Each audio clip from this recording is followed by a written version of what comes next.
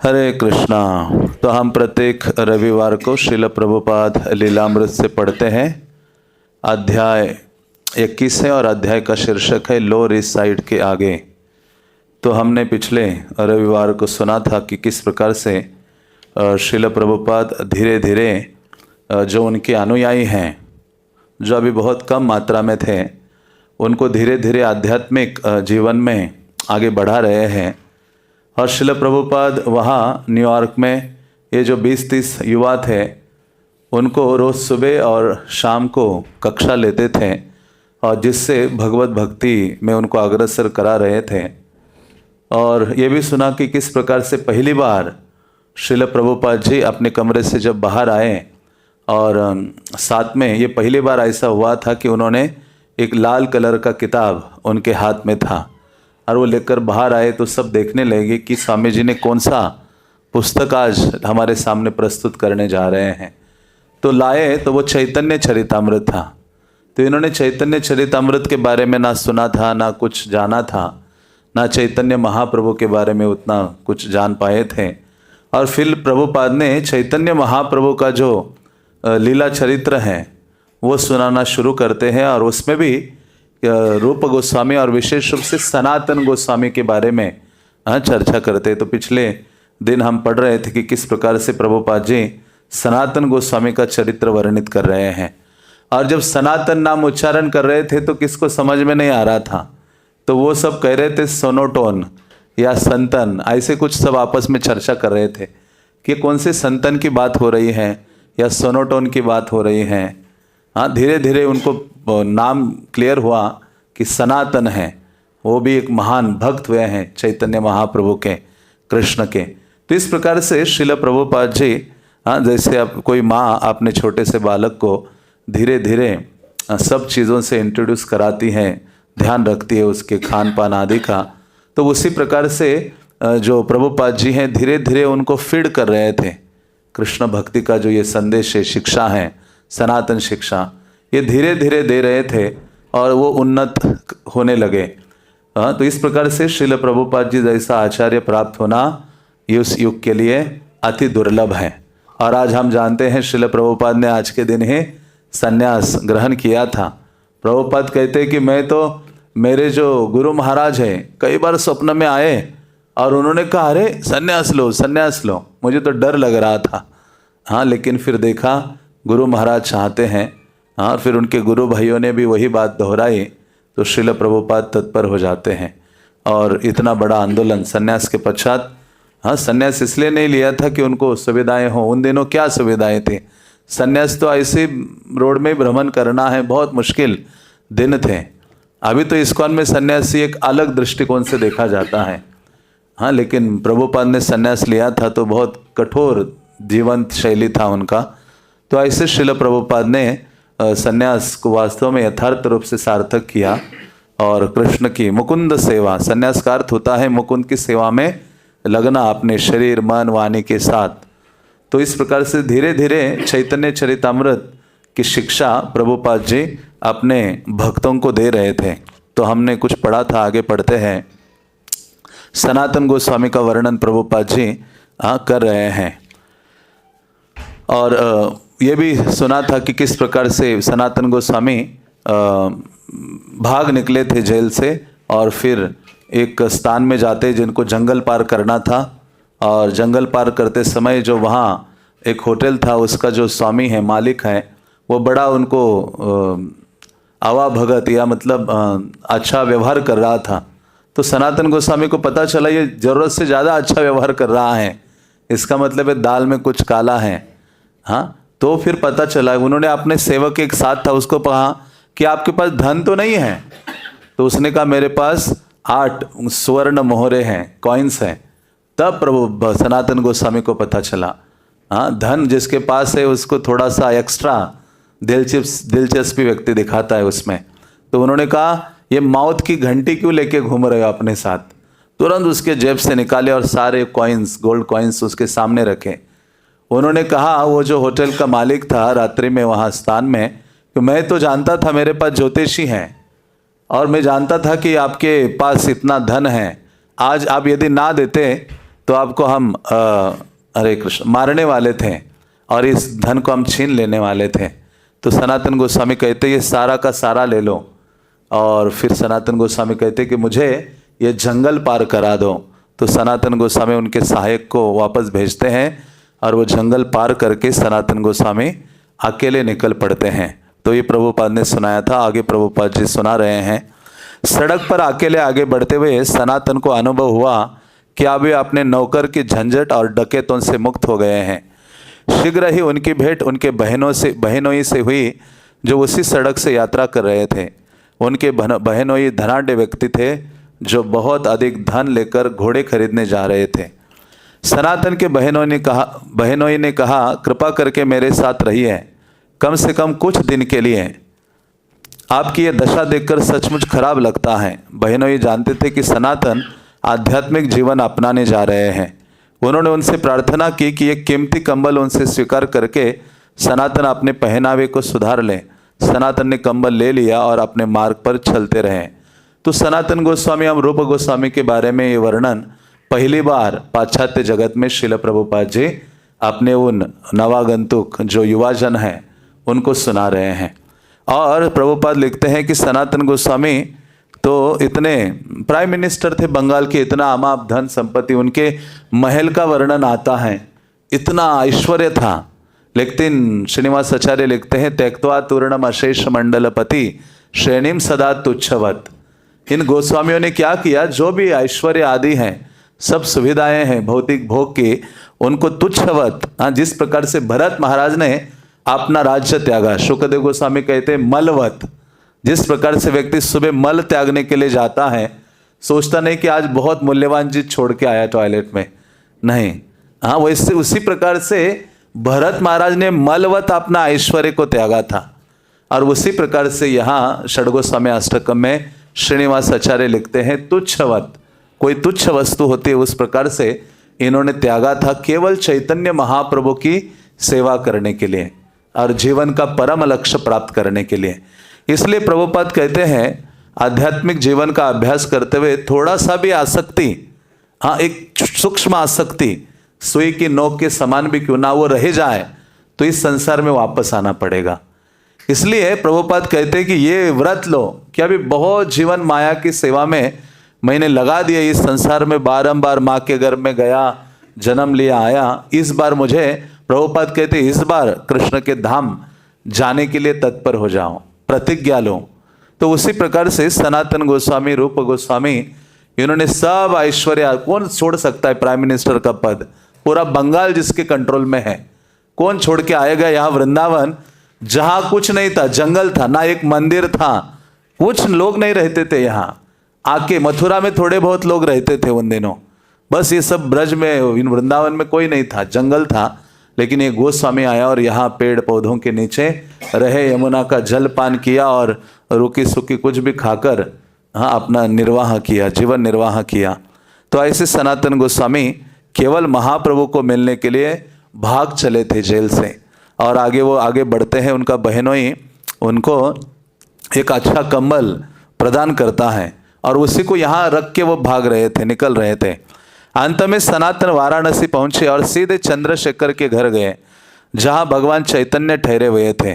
वे दरवाजे के बाहर प्रतीक्षा करने लगे। भगवान चैतन्य को मालूम हो गया था कि सनातन पहुंच गए हैं और उन्होंने चंद्रशेखर से अनुरोध किया कि दरवाजे पर जाकर वे जो भक्त वहाँ प्रतीक्षा कर रहा था उसे अंदर आने को कहे। चंद्रशेखर गए, किंतु वहाँ उन्होंने केवल फटेहाल सनातन को देखा जिसे उन्होंने अर्ध विक्षिप्त मुसलमान फकीर समझा।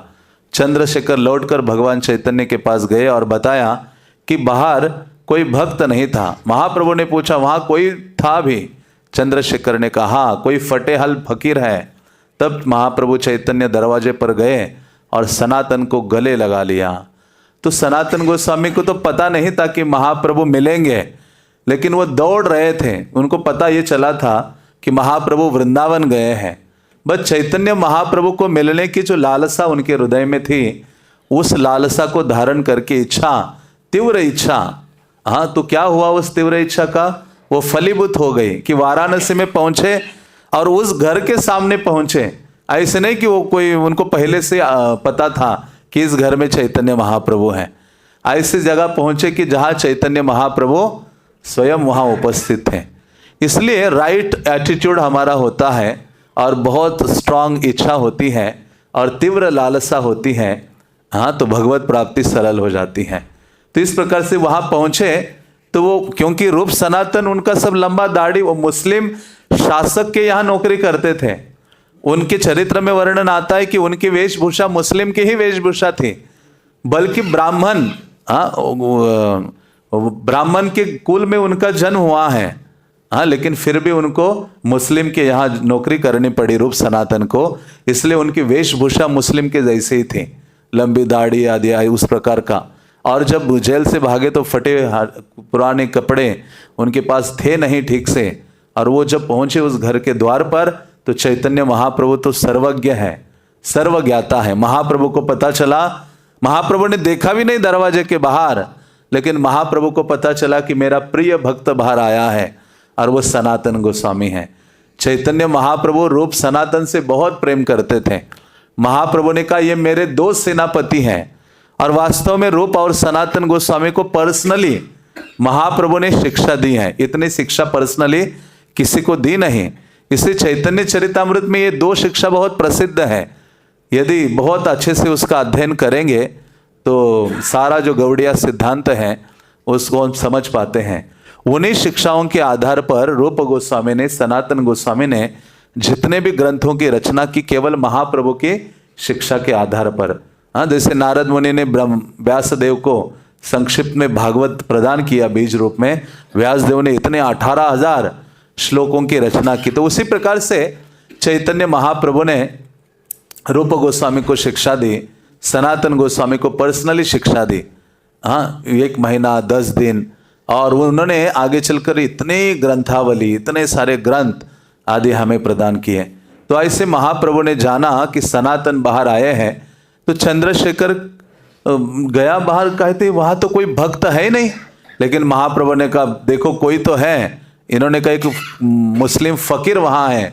महाप्रभु ने कहा वो फकीर नहीं है मुस्लिम, वो मेरा प्रिय भक्त है। चैतन्य महाप्रभु दौड़ पड़े घर से बाहर और सनातन को देखा, फटे पुराने मैले कुचले कपड़े, कई दिनों से वो भाग रहे बंगाल से, ऐसे नहीं कोई कार में आ रहे हैं यहाँ।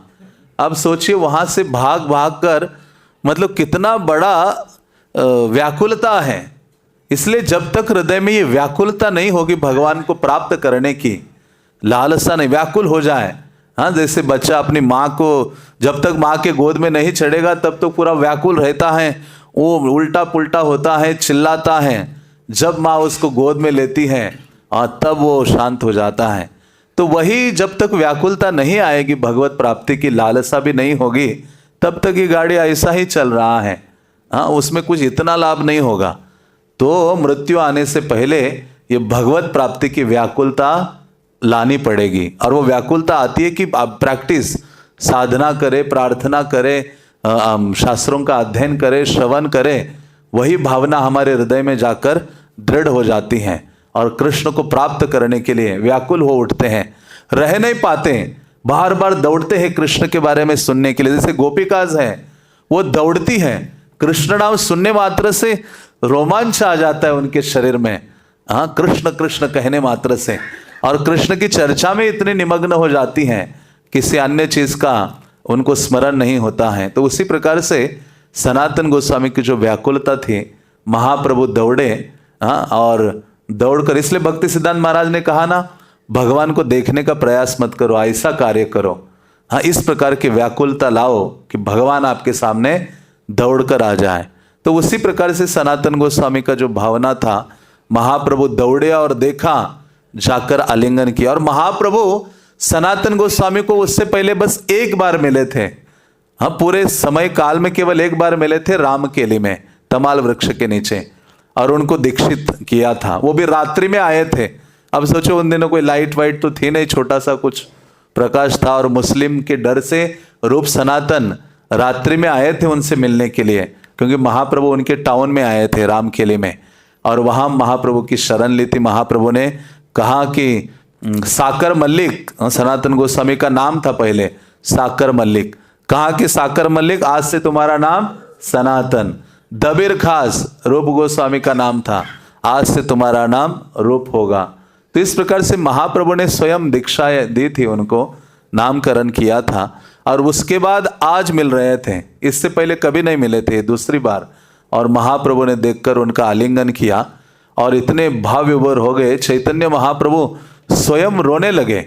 और चैतन्य महाप्रभु और सनातन गोस्वामी तो हर्षातिरेक आनंद से इतने उन्मत्त हो गए, वो भी रोने लगते हैं। और महाप्रभु को कहते मेरा स्पर्श मत कीजिए, इतना गंदा शरीर है, कई दिनों से नहाया नहीं हो, और सारे कपड़े फटे हैं, मैले कुचले, इतना उनके ऊपर गंदगी भरी पड़ी है, और इतने लंबे बाल, सर के भी और दाढ़ी के भी। हाँ, चैतन्य महाप्रभु ने लेकिन ये नहीं किया। चैतन्य महाप्रभु ने क्या किया? आलिंगन किया। और इस यहाँ प्रभुपाद कहते हैं, किंतु क्योंकि यात्रा के कारण वे मैले कुचले बन गए थे और उपयुक्त अवस्था में नहीं थे, उन्होंने महाप्रभु से प्रार्थना की कि वे उनका स्पर्श ना करें।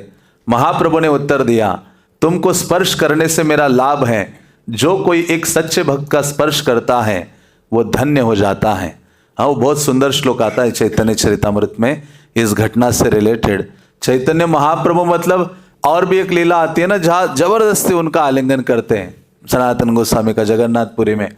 तो वहाँ सनातन गोस्वामी कहते मेरा स्पर्श मत कीजिए, हाँ मैं इतना गंदा हूँ। लेकिन महाप्रभु कहते हैं आप जैसे महान भक्त का स्पर्श करने से मैं पावन हो जाता हूँ।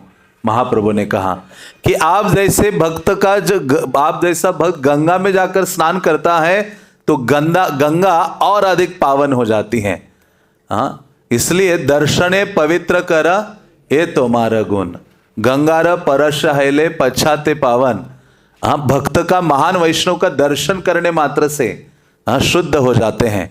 गंगा के लिए तो हमें जाना पड़ता है, गंगा में जाके डुबकी लगाओ फिर शुद्ध हो जाते हैं। लेकिन यहाँ वैष्णव को देखने मात्र से महाप्रभु ने कहा, महाप्रभु फिर कहते कृष्णावलोकन नेत्रे विना नाही फलान। महाप्रभु कहते ये जो शरीर है ना, ये इस शरीर का स्पर्श आपके जैसे भक्त का स्पर्श करने से मैं धन्य हो रहा हूँ, पावन हो रहा हूँ। और इन आंखों का फल है आप जैसे भक्त का दर्शन करना। ये जिह्वा का फल है आप जैसे भक्त के गुणों का गान करना। हाँ, तो इस प्रकार से चैतन्य महाप्रभु कई श्लोकों में सनातन गोस्वामी का गुणगान करते हैं और वहाँ स्थापित करते हैं कि भगवान के जो भक्त होते हैं वो कितने दिव्य होते हैं, उनका जो धरातल है। इसलिए कहा गया है वैष्णव को साधारण दृष्टि से नहीं देखना चाहिए। हाँ, वैष्णवेर क्रिया मुद्रा विज्ञ ना बुझाए। इसलिए भगवत भक्ति में हमें जज करने का प्रयास नहीं करना चाहिए। वैष्णवों को हमेशा सद्गुणों को देखना चाहिए और स्वयं को अत्यधिक पतित समझना चाहिए। मौसम पतित प्रभु ना पाए बेहार। सनातन नरोत्तम दास ठाकुर जैसे वैष्णव आचार्य कह रहे मुझसे अधिक पतित कोई नहीं है। और हम थोड़ा सा भी तिलक कंठी माला धारण करके जप माला लेकर घूमते हैं, हम सोचते मुझसे अधिक जगत को पावन करने वाला कोई नहीं है। हाँ, मेरे दर्शन से लोग शुद्ध हो रहे हैं। हाँ, तो ये क्या है? वास्तव में आध्यात्मिक उन्नति करता है व्यक्ति, जैसे जैसे हृदय परिपक्व होता है वैसे वैसे उसको लगता है कि मैं अत्यधिक अधम पतित व्यक्ति हूँ, क्योंकि हृदय की अवस्था वैसी हो जाती है। जितना व्यक्ति शुद्ध होते रहता है और जितना शुद्ध नहीं है, केवल बाहरी दिखावे के द्वारा व्यक्ति अपने आप को समझ लेता है कि मैं बहुत महान हूँ, उन्नत हूँ। हाँ, लेकिन ऐसा नहीं है। श्रील प्रभुपाद जब अमेरिका गए, हम बार बार दोहराते हैं, प्रभुपाद कहते मुझ में ना भक्ति है ना ज्ञान है, मेरा नाम भक्ति वेदांत रखा गया है। हाँ, तो इस प्रकार से ये लक्षण है। उन्नति का लक्षण क्या है? उत्तम हय्या आपन आके माने अधम। उत्तम होकर भी वो स्वयं को छोटा अनुभव करता है, अधम मानता है, और यही वास्तव में लक्षण है। तो चैतन्य महाप्रभु कहते हैं कि इस प्रकार से जो वह भक्त हैं, आप जैसे भक्त का स्पर्श करने से मैं शुद्ध हो रहा हूँ, धन्य मान रहा हूँ। तो प्रभुपाद यहाँ अपना प्रवचन खत्म करते हैं। प्रभुपाद ने एक और प्रातःकालीन सत्र का समापन करते हुए पुस्तक बंद कर दी। तो चैतन्य चरितामृत का यहाँ तक प्रभुपाद ने उनको सुनाया और वो ग्रंथ बंद किया। तो इस प्रकार से श्रील प्रभुपाद जी ने ये आंदोलन श्रवण कीर्तन पर खड़ा किया है, क्योंकि जितना अधिक श्रवण कीर्तन करेंगे उतना ही हम अग्रसर होंगे। इसलिए महाप्रभु ने कहा, गुरु के द्वारा जो दीक्षा के रूप में बीज हमें प्राप्त होता है, क्या है बीज? श्रद्धा। कृष्ण में, नाम में, ये श्रद्धा रूपी बीज, दीक्षा का मतलब है श्रद्धा दे दिया गुरु ने हमें, और उनके हृदय से। और उसको क्या करना है? श्रवण कीर्तन जले करय सेचन। श्रवण कीर्तन के जल के द्वारा सेचन करते रहो, उसका ध्यान रखो। तो प्रभुपाद जी इन सबकी जो युवाओं की अभी ये भक्ति लता बीज ही था, उसको धीरे धीरे जल डाल के उनको शिक्षा देकर उन्नत करा रहे हैं। तो इस प्रकार से श्रील प्रभुपाद जैसे आचार्य हम सबको प्राप्त हुए हैं, और विशेष विशेष मानव सौभाग्य है। और इसका लाभ यदि जीवन में नहीं उठाएंगे मृत्यु से पहले, तो हमसे अधिक दुर्भाग्यशाली व्यक्ति पूरे त्रिभुवन में कोई नहीं है। जिस व्रज में आने के लिए ब्रह्मा जी प्रार्थना कर रहे हैं, उद्धव प्रार्थना कर रहे हैं, देवादिदेव महादेव प्रार्थना कर रहे हैं, वहाँ ब्रज में आकर हम बैठे हैं, नाम ले पा रहे हैं, भक्तों का संग पा रहे हैं। लेकिन क्या करना होगा? तीव्रता लानी पड़ेगी। तीव्रेन भक्ति योगेन यजतः पुरुषा परम। तीव्रता के बिना नहीं कुछ प्राप्त होने वाला है। तीव्रता लानी पड़ेगी भगवत भक्ति के कार्यों में और नाम भजन आदि में। तो श्रील प्रभुपाद जी चैतन्य चरितामृत उनको श्रवण कराते हैं। आगे लिखा है यहाँ, प्रभुपाद की मुख्य चिंताओं में एक चिंता भगवद गीता का यथासंभव शीघ्र अनुवाद और टीका समाप्त करके उसे प्रकाशित कर देने की थी। तो इस प्रकार से प्रभुपाद तो केवल रुके नहीं थे कि आप बस थोड़े से शिष्य दीक्षा दे दिया अभी बहुत हो गया, नहीं, उनको इसको पूरा फैलाना था, व्यापक करना था। क्योंकि कलियुगा का इतना बड़ा प्रभाव है और महाप्रभु के आंदोलन की कोई सीमा नहीं है। महाप्रभु का आंदोलन कैसे है? सागर के समान है। ये प्रेम का सागर लाए हैं महाप्रभु। ये आंदोलन जितना फैला सकते हो फैलाओ, और जिसके लिए जो आवश्यक चीजें थी प्रभुपाद वो करने के लिए तत्पर थे। और प्रभुपाद जानते थे कि इस आंदोलन को लंबे समय तक खड़ा रखना है तो उसकी नींव मजबूत होनी चाहिए। घर को खड़ा रखना है तो नींव मजबूत होती है, स्ट्रांग। तो उसी प्रकार से इस आंदोलन को स्ट्रांग करना है तो ग्रंथ चाहिए। इसलिए प्रभुपाद ने कहा बुक्स आर द बेसिस। जो ग्रंथ है वही इस आंदोलन का आधार है। प्रभुपाद ने स्लोगन हमें दिया था। तो प्रभुपाद चिंता करने लगे कि भगवद गीता का पूरा तात्पर्य के साथ, शब्दार्थ के साथ, अनुवाद के साथ प्रकाशित करनी है। और एक समय गृहस्थ जीवन में प्रभुपाद ने यह सब लिख लिया था, अनुवाद कर बैठे थे, और वो पैसे नहीं थे छापने के लिए। और जब एक बार वहाँ मद्रास गए थे तो वहाँ एक व्यक्ति ने कहा था कि आपकी सहायता करूँगा, और जब घर आए तो देखा पत्नी ने काम चौपट कर दिया है। उसने जो सारा पांडुलिपि जो भी लिखे हुए कागज थे, पन्ने, वो आपने बेच दिए रद्दी में, चाय के लिए, चाय और बिस्किट के लिए। तो प्रभुपाद ने कहा अभी बहुत हो गया। तो इस प्रकार से प्रभुपाद पीछे नहीं हटे, आगे ही बढ़ते रहे। वो इनको ये चिंता थी कि भगवद गीता लानी है। और एक दिन ऐसा कुछ घटित हुआ जिससे उन्होंने पांडुलिपि तैयार करने के अपने कार्य में वृद्धि कर दी। अप्रत्याशित रूप से प्रभुपाद के पास नील नामक एक लड़का पहुंचा। वो एंटीओक कॉलेज का छात्र था और एक विशेष कार्यानुशील कार्यक्रम पर शोध कर रहा था। उसे कॉलेज से अनुमति प्राप्त हुई थी कि वो स्वामी भक्ति वेदांत के आश्रम में, जिसके विषय में उसे समाचार पत्रों से ज्ञात हुआ था, एक सत्र तक कार्य करे। नील ने उल्लेख किया कि यदि स्वामी जी को इससे कोई सहायता हो सके तो वो एक अच्छा टाइपिस्ट था। प्रभुपाद ने इसे कृष्ण का प्रसाद माना। तुरंत ही उन्होंने किराए पर एक डिक्टाफोन मंगाया और टेपों पर अपनी व्याख्या रिकॉर्ड करना आरंभ कर दिया। प्रभुपाद ने इच्छा व्यक्त की तो एक युवक भगवान ने उनके लिए भेजा जो टाइपिंग करने में, उन दिनों देखो टाइप होता था, अभी तो आपको लिखने की जरूरत नहीं है। अभी तो आप बोलते रहो, एकदम टाइप होता है, एडिट होता है ऑटोमेटिक, कितनी चीजें, अभी तो इतनी तेजी आ गई। कोई आपको पुस्तक लिखनी है तो बहुत सरल हो गया है। लेकिन प्रभुपाद के समय तो बहुत संघर्ष था। गृहस्थ जीवन में तो हाथ में इतनी पन्ने लिख दिए, 700 श्लोकों का अनुवाद, तात्पर्य, और उसके बाद भी जब वृंदावन में निवास किया तो एक टाइपराइटर रखे साथ में हमेशा वृद्धावस्था में, और वो टाइप कर रहे हैं, अब टाइप कर रहे हैं, अभी कोई सोच नहीं सकता। और वो भी एक एक पन्ना टाइप करो, कितना मुश्किल कार्य था। लेकिन कृष्ण की प्रसन्नता के लिए प्रभुपाद ने सब करने के लिए तैयार थे। और जब वहां जाकर इच्छा व्यक्त की कि भगवत गीता को मुझे प्रकाशित करना है, तो एक युवा आ गया। उन्होंने, प्रभुपाद ने सोचा कृष्ण ने ही भेजा है। तो प्रभुपाद जी हर कार्य के द्वारा, चाहे कई बार वो अनुकूल हो या प्रतिकूल हो, प्रभुपाद देखते थे कृष्ण का ही हाथ है। तो उसी प्रकार से जीवन में सदैव कृष्ण का हाथ देखते रहना चाहिए, लेकिन अपना जो उद्देश्य है उसको सामने रखते हुए आगे बढ़ते रहना चाहिए। तो ऐसे श्रील प्रभुपाद जी ने जो टाइपराइटर है, डिक्टाफोन है, वो भी किराए पर मंगाते हैं और फिर शुरू हो जाता है उनका ये जो कार्य है। डिक्टाफोन आपने देखा होगा, नीचे प्रभुपाद हाउस में है। प्रभुपाद बोलते थे, उसमें वो कैसेट रिकॉर्ड होती थी। वो कैसेट को लेकर उनका भक्त सुनता था और वो टाइप करता था प्रभुपाद के शब्द, फिर उसको एडिट किया जाता था कई बार। इससे प्रभुपाद को प्रेरणा मिली और उन्हें अधिक अनुवाद करने को बाध्य होना पड़ा। वे भगवद गीता यथारूप पर तेजी से कार्य करने लगे। कभी कभी रात और दिन भर। उन्हें इस्कॉन की स्थापना किए 5 महीने हो गए थे, तब भी उन्हें अपनी कक्षाओं में डॉक्टर राधा कृष्णन के भगवद गीता के अनुवाद से पढ़ना पड़ता था। उन्होंने अपने शिष्यों को बताया कि जब भगवद गीता यथारूप अंत में प्रकाशित हो जाएगी तो वो कृष्ण भावनामृत आंदोलन के लिए बड़े ही महत्व की चीज होगी। तो अभी तक तो जो डॉक्टर राधा कृष्णन मायावादी व्याख्या है उन्होंने जो लिखी है, जो इंडिया से थे, उनकी भगवद गीता प्रभुपाद पढ़ के प्रवचन दे रहे थे।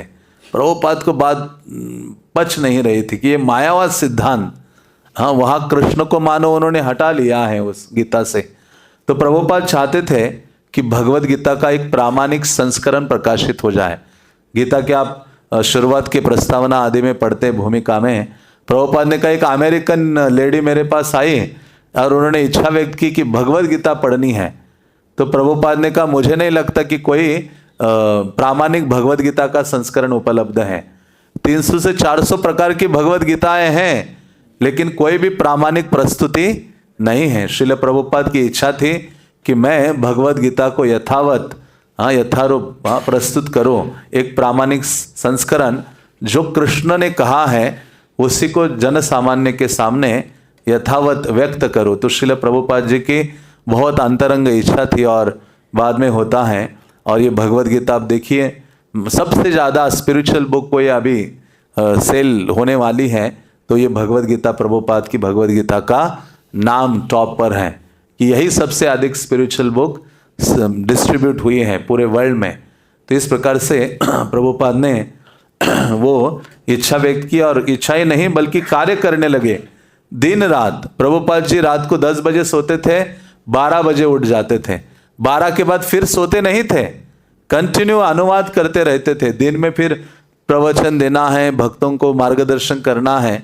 तो इस प्रकार से दिन रात वो सेवा में नियुक्त थे। स्वामी जी जो कुछ कहते थे या करते थे उनके शिष्य उसके विषय में जानना चाहते थे। धीरे धीरे स्वामी जी के प्रति उनके विश्वास और भक्ति में वृद्धि होती गई और वे उन्हें भगवान का प्रतिनिधि मानने लगे। उनके कार्य और शब्दों को वे निरपेक्ष अथवा संपूर्ण मानते थे।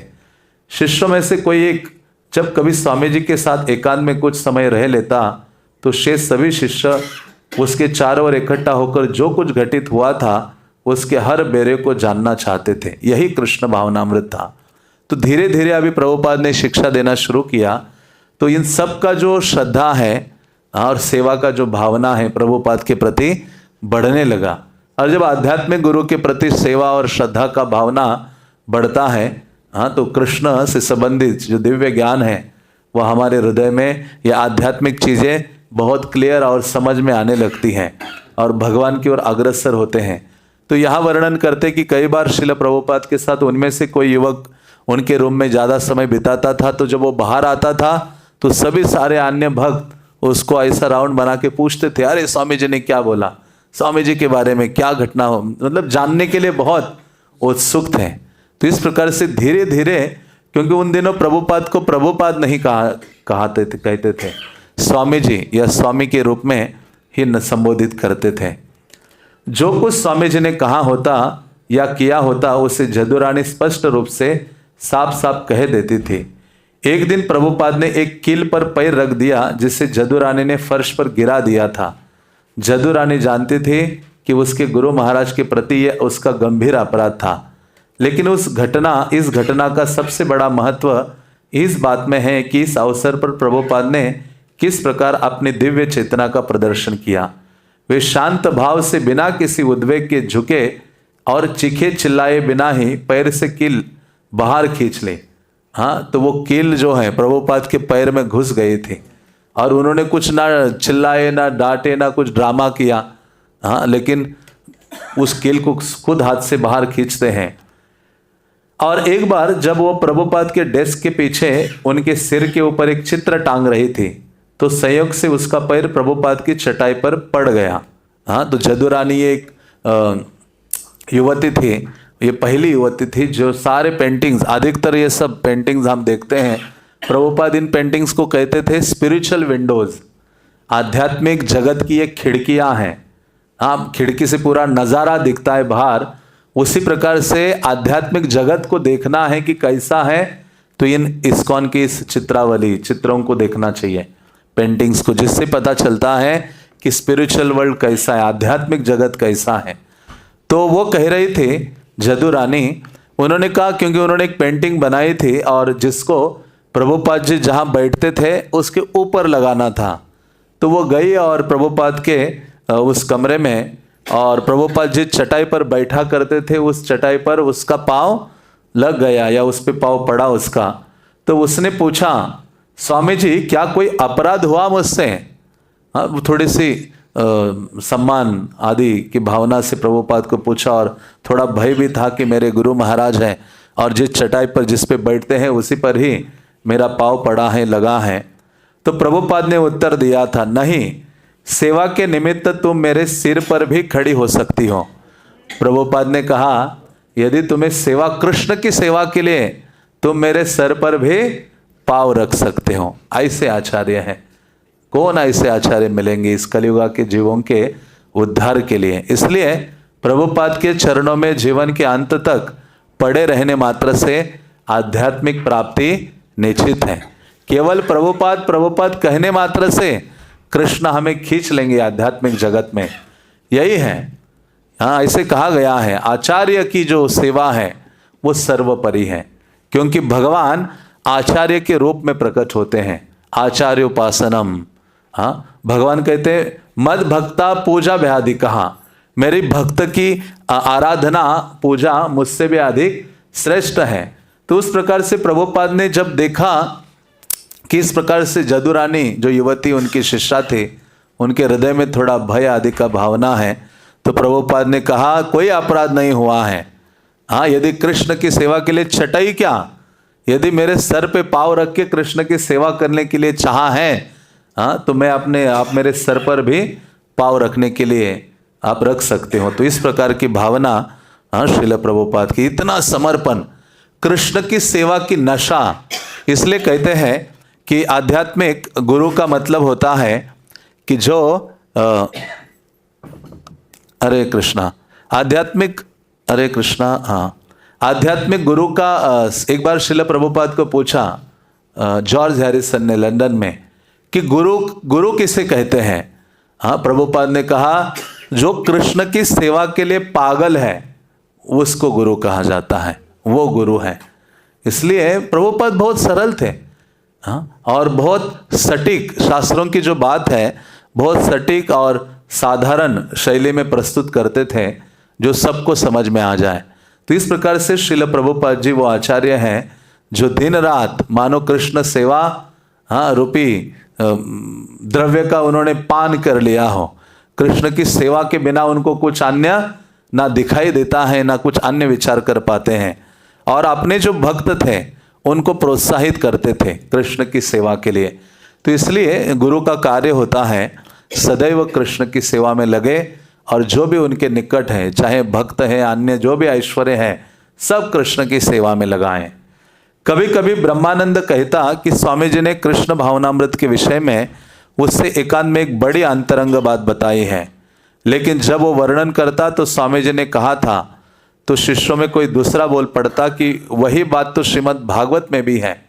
हाँ, तो मतलब कई बार प्रभुपाद जी भक्तों को कुछ कहते थे तो दूसरा वो कहता कि अरे वो बात तो भागवत में भी लिखी है। तो इसका अर्थ है कि जो भी शिक्षाएं प्रभुपाद जी जो भी प्रस्तुति करते थे, बोलते थे, वो सारी चीजें शास्त्रों से थी। शास्त्र ही आधार थे। ऐसे नहीं कि आपने मनगढ़ंत ढंग से कुछ व्याख्या करे। हाँ, प्रभुपाद उस पर बहुत प्रहार करते थे। इसलिए प्रभुपाद ने कहा हमेशा ये चेक करना चाहिए, साधु, गुरु और शास्त्र। हाँ, तो इस प्रकार से प्रभुपाद जी जो भी वार्तालाप या जो भी बातें भक्तों से करते थे, शिक्षा देते थे, उनका आधार ग्रंथ होते थे।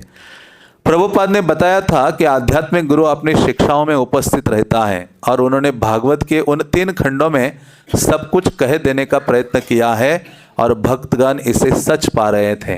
तो प्रभुपाद जी कहा करते थे कि आध्यात्मिक गुरु उनकी शिक्षाओं में है। इसलिए एक बार लंदन में श्रील प्रभुपाद जी को पूछा कि आपने इतना आंदोलन खड़ा किया, इतना फैल रहा है सब जगह, हरे कृष्ण, इतने अमेरिकन से, यूरोपियन से सब आपकी ओर दौड़ रहे हैं, शरण ग्रहण कर रहे हैं, और आप यदि शरीर छोड़ दोगे, आपके चले जाने के बाद इस आंदोलन का क्या होगा? तुरंत प्रभुपाद सिंह की तरह गर्जना करते हुए बोले, हाँ, मैं कभी मरूंगा नहीं। उसने डायरेक्ट बोला था, आपके मर जाने के बाद क्या होगा? हाँ, आपके डेथ के बाद क्या होगा इस आंदोलन का? प्रभुपाद तुरंत बोले, मैं कभी मरूंगा नहीं, मैं सदैव आपने ग्रंथों में जीवित हूँ, ग्रंथों के माध्यम से। और वो वास्तव में है। हाँ, जो भी व्यक्ति प्रभुपाद के ग्रंथ पढ़ता है, प्रभुपाद उसको प्रचारित करते हैं, शिक्षा देते हैं, हाँ, प्रेरित करते हैं कृष्ण की सेवा के लिए। इसलिए गुरु का वपु यदि ना भी रहे, हाँ, लेकिन गुरु तत्व क्या है? शाश्वत है। शरीर शाश्वत तो है ही नहीं, हाँ, शरीर का विनाश तो होना ही है, लेकिन आध्यात्मिक गुरु की जो शिक्षा है वो शाश्वत है। गुरु तत्व शाश्वत है।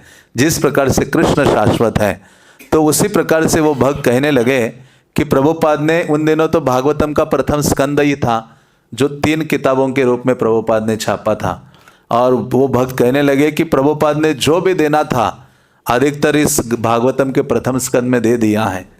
बल्कि भागवतम, प्रभुपाद कहते थे भागवतम का प्रथम स्कंद अमेरिका जाने से पहले उन्होंने अनुवाद तात्पर्य दिए थे। प्रभुपाद ने कहा था कि ये पहला स्कंद ही काफी है भगवत धाम जाने के लिए। जो भी चीजें हैं इसमें दी हैं। उसके शुरुआत में आप पढ़ेंगे दूसरे अध्याय में, तात्पर्य में प्रभुपाद कहते हैं इसके पन्नों को आप पलटोगे और जब उसके तात्पर्य पढ़ते रहोगे, हाँ, जो कृष्ण से अभिन्न है, तो एक दिन उन्हीं तात्पर्य से कृष्ण बाहर आके आपके सामने प्रकट हो जाएंगे। तो इस प्रकार से श्रील प्रभुपाद कहा करते थे। इसलिए क्योंकि ये शब्दावली साधारण नहीं है, प्रभुपाद ने कहा ये कृष्ण ने लिखा है, इसलिए कृष्ण से अभिन्न है। इसलिए हमें ये संग करना होगा, ग्रंथ का संग अधिक से अधिक पढ़े, बारंबार पढ़े। ऐसे नहीं कि एक बार भागवत पढ़ लिया अभी बहुत हो गया, हाँ, मैंने बहुत बड़ा अचीवमेंट किया, नहीं, बारंबार। इसलिए वो गोस्वामी जो मुनिगण हैं, शौनक आदि, वो कहते हैं वयम तु न वितृप्यामा, हाँ, कि कभी हम तृप्त नहीं हो रहे हैं, स्वादु स्वादु पदे पदे, हाँ, हर क्षण इसका अमृत आस्वादन हम कर पा रहे हैं। तो इसलिए बारंबार पढ़ेंगे तो बारंबार दिव्य अनुभूति, हाँ, हमें होगी। तो इस प्रकार से श्रील प्रभुपाद जी कहा करते थे।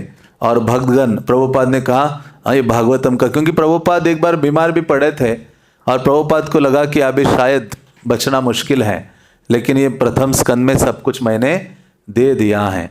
तो कमी क्या है? आज भी देखा जाता है कि इस्कॉन के भक्त ग्रंथ पढ़ते नहीं हैं ज़्यादातर।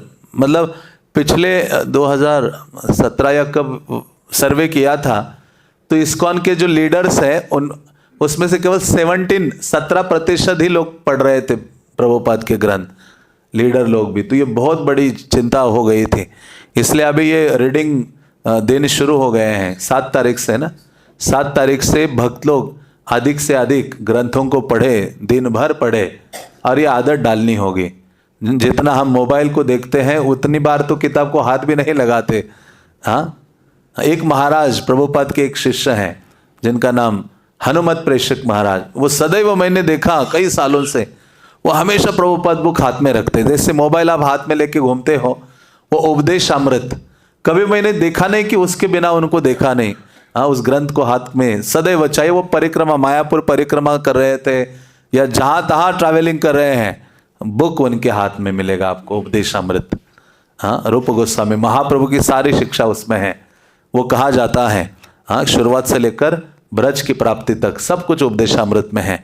तो उस प्रकार से प्रभुपाद के ग्रंथों को जो महत्व है प्रभुपाद के शिष्यों ने जाना, उसके उनको छपाई की, उसका वितरण किया, हम सब तक पहुंचाया है। लेकिन अभी जो हमारी पीढ़ी है वो इस मोबाइल के गर्त में डूब रहे हैं। हाँ, इसलिए ग्रंथों का संग कम हो रहा है, ग्रंथों को पढ़ नहीं रहे। और प्रभुपाद के दिनों से ही प्रभुपाद कहते थे मेरी एक कंप्लेंट है मेरे शिष्यों के लिए, मेरे भक्तों के लिए, कि मैंने ये ग्रंथ मेरे भक्तों के लिए लिखे हैं, ये बेचने के लिए नहीं लिखे।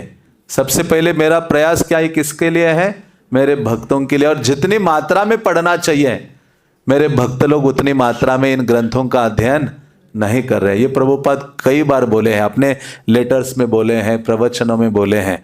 तो इस प्रकार से जो गुरु की शिक्षा है वो शाश्वत है और गुरु जीवित रहता है अपनी शिक्षाओं के माध्यम से।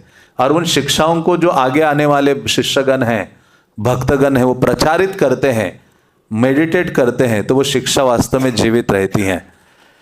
स्वामी जी के भक्त परिवार में कोई गोपनीयता नहीं थी।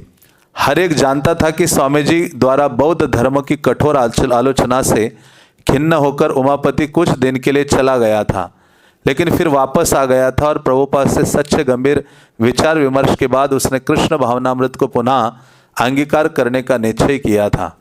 और हर एक जानता था कि सत्स्वरूप ने अपनी नौकरी से त्याग पत्र दे दिया था। और जब वो स्वामी जी को इसके बारे में बताने गया तो स्वामी जी ने उससे कहा कि वो अपनी नौकरी नहीं छोड़ सकता, वरना उसे कृष्ण के निमित्त धन कमाते रहना चाहिए और उसे इस्कॉन को अनुदान में दे देना चाहिए, यही उसकी सर्वोत्तम सेवा होगी।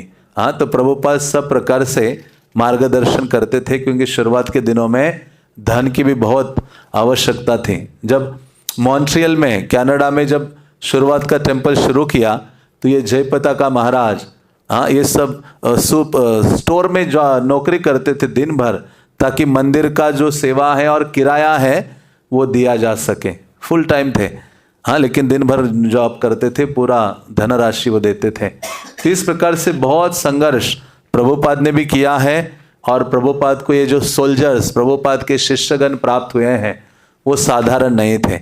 हाँ, जैसे महाप्रभु अपने पार्षदों के साथ अवतरित हुए हैं, उसी प्रकार से इस आंदोलन को फैलाने के लिए प्रभुपाद के साथ हाँ, श्रील चैतन्य महाप्रभु ने अपने भक्तों को भेजा था। ऐसे भक्त जिन्होंने समर्पण, सर्वोच्च समर्पण दिखाया। प्रभुपाद ने कई बार कहा कि इतना मैं कार्य कर पाया ये मेरे शिष्यों की शरणागति के कारण। प्रभुपाद कहते कि मुझे मेरे इन शिष्यों की एक बात बहुत आकर्षित करती है कि ये सारे जो मैं कहता हूँ उस पे इनको बहुत विश्वास है और उसको करने के लिए तत्पर हो जाते, दौड़ पड़ते हैं। प्रभुपाद ने कहा ये मेरे शिष्यों की विशेषता है, वो अपने बारे में नहीं सोचते।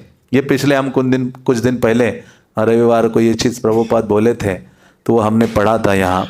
तो इस प्रकार से श्रील प्रभुपाद की जो शिक्षा है वो अद्भुत है। और प्रभुपाद जो सत्स्वरूप महाराज जिन्होंने ये लीलामृत लिखा है, हाँ, वो जो जॉब कर रहे थे, प्रभुपाद ने कहा करते रहो, छोड़ो मत, जो धन आएगा वो सेवा में लगाओ।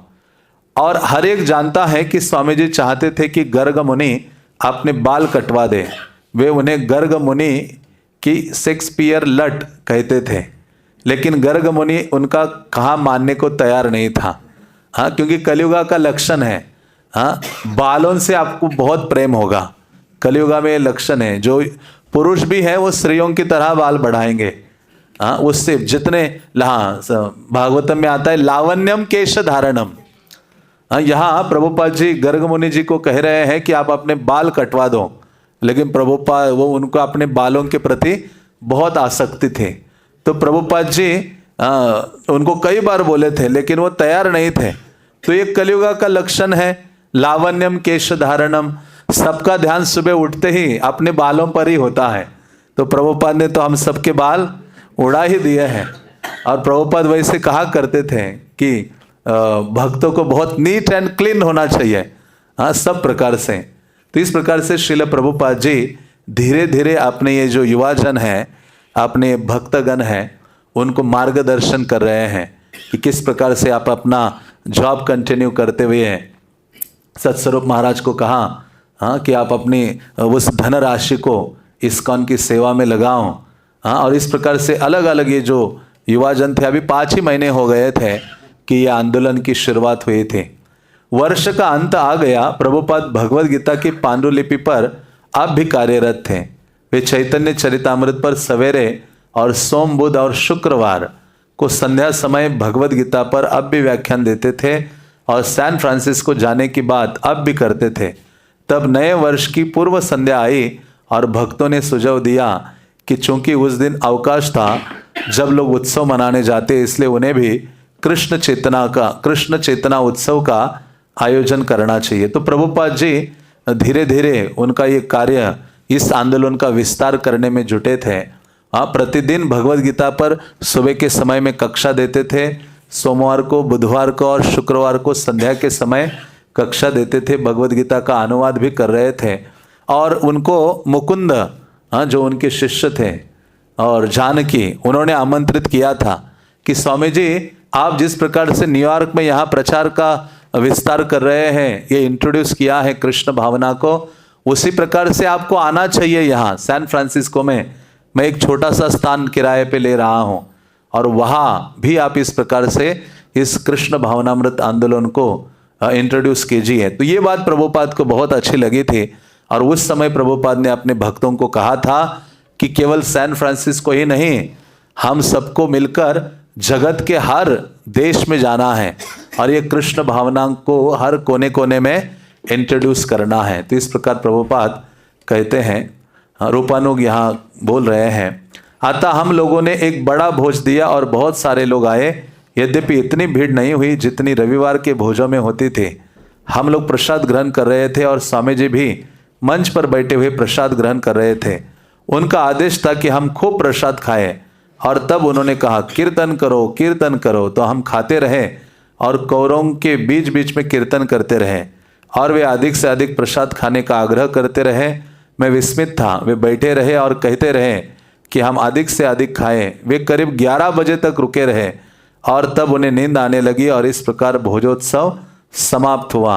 हाँ, तो ये फेस्टिवल एक उत्सव मना रहे थे न्यू ईयर के समय में। उनके भक्तों ने सजेस्ट किया था कि सारा जगत जगता है, उत्सव मनाता है, हमें भी कृष्ण चेतना का उत्सव मनाना चाहिए उस दिन। तो प्रभुपाद ने उनको अनुमति दी और कीर्तन करते रहे और सबको फिर प्रसाद भी बहुत अधिक मात्रा में खिलाया। और प्रभुपाद बारंबार जोर देते थे कि अधिक से अधिक ग्रहण करो। जैसे चैतन्य महाप्रभु थे, हाँ जी, चैतन्य महाप्रभु जब भक्तों को बिठाते थे, महाप्रभु स्वयं अपने हाथ से, महाप्रभु के हाथ बड़े बड़े थे, एक बार ऐसा डालते थे अपने हाथ से प्रसाद तो 5 लोग खाएंगे इतना प्लेट में हो जाता था। और महाप्रभु आनंदित होते थे जब भक्तगण प्रसाद ग्रहण कर रहे हैं। महाप्रभु बहुत आनंद अनुभव करते थे। उसी प्रकार की भावना श्रील प्रभुपाद जी, हाँ, सब भक्तों को प्रेरित करते थे, और प्रसाद पाओ, और प्रसाद पाओ, क्योंकि प्रसाद के द्वारा ही शुद्धि है। प्रभुपाद ने कहा, शास्त्रीय सिद्धांत समझ में आए ना आए हमें, लेकिन एक चीज हम सबको समझ में आती है और वो है महाप्रसादे गोविंदे। हाँ, तो इस प्रकार से प्रभुपाद ने यह आंदोलन सबकी शुद्धि के लिए बनाया है और सबको ये प्रसाद के माध्यम से कृपा प्रदान कर रहे हैं और सबको शुद्ध कर रहे हैं। तो हम अगले रविवार को आगे पढ़ेंगे। हरे कृष्णा कृष्णा कृष्णा हरे हरे, हरे राम राम राम हरे हरे। पतित पावन श्रील प्रभुपाद के, श्रील प्रभुपाद लीलामृत के। निताय गौर प्रेमानंदे।